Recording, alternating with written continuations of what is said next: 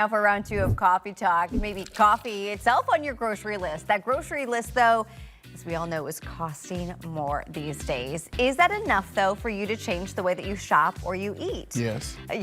Those are quick yes, yeah.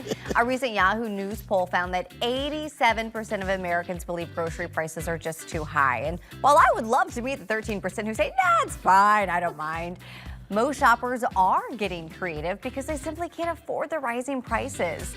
The USDA, a government agency, reports that food prices have risen 23.6% since pre-pandemic, since 2020. So here are some of the ways that shoppers are trying to save a penny. Maybe they're buying generic instead of store brand, or they're buying generic or store brand instead of the name brand. They're being more disciplined by buying only what's on their grocery list, not the stuff that just catches their eye at the end of the aisle, or trying to waste less food. But this is what I really found interesting. Men and women are shopping differently. According to LendingTree.com, more women are shopping differently because of the prices versus men who maybe continue to impulse buy a little bit more when it comes to the groceries. Where do you guys fall on this? I will be the first to admit that food is not something I play around about when it comes to like brands. So I like a specific brand, I stick to that brand, but I have started to buy, store generic brands to try and save on the pocket. I also sign up for a lot of rewards, especially like Schnucks and Dewbergs. That's helped me offset some of those costs. But it's actually just being a lot more conscious of what I'm doing versus just going in. It's like, oh, I don't have a family, I can buy anything. I was like, oh no, I can't afford it. Like, right. I have to monitor. And something that's been a game changer for my family, and maybe you too, is Instacart, which I know has fees, but also the pickup from the grocery store. Because if you're on the app and you're just getting the necessities, you're not going through the chip aisle and pulling out the Cheetos and the cereal aisle, putting in the extra stuff. Yeah, maybe I need to try that, because I will say in the last year, I've really tracked more than ever before in my life the amount of money that I've spent on groceries. And when I saw how much it was every month, I was like, this is not sustainable.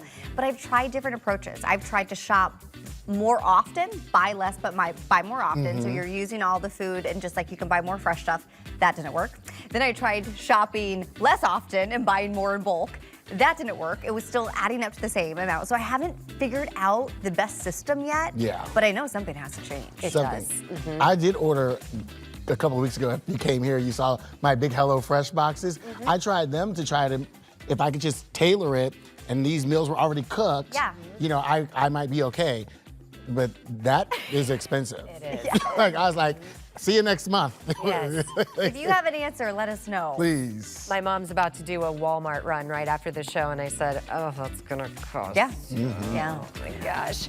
Okay, have you guys ever seen the Golden Girls? Oh, yes. Okay, then here you go. As the theme for the Golden Girls goes, thank you for being a friend. Traveling down the road and back again. I like it. Your heart is true. You're a pal and a confidant. Wow, I was not expecting this. That's amazing. Damon, are you like a secret gold? Though obviously not so secret gold. Yeah, I do love Golden Girls. You would so be a Blanche. Yes, I was going to tell you. I was like, I'm definitely a Blanche. Yes. You knew it's how it was. Okay, so we know he's the Blanche. I don't know who's the Rose or the Dorothy right here, or the Sophia. Oh my goodness.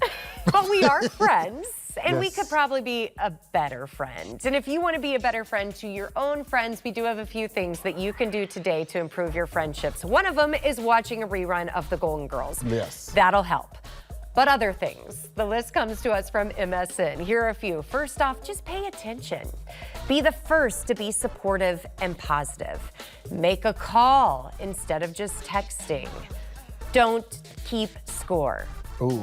Yes. Remember their important days, not just birthdays, but even milestones, like the first day of a new job, or this one really hit me, a first holiday after the passing of a loved one, or even the passing of a pet. That's something I just went through with one of my good girlfriends.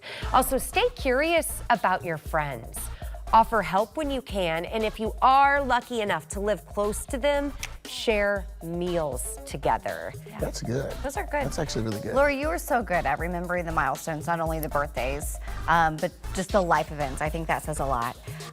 One thing on that list I'm going to dispute. It says go beyond texting and call. If you're a good friend to me, don't call me.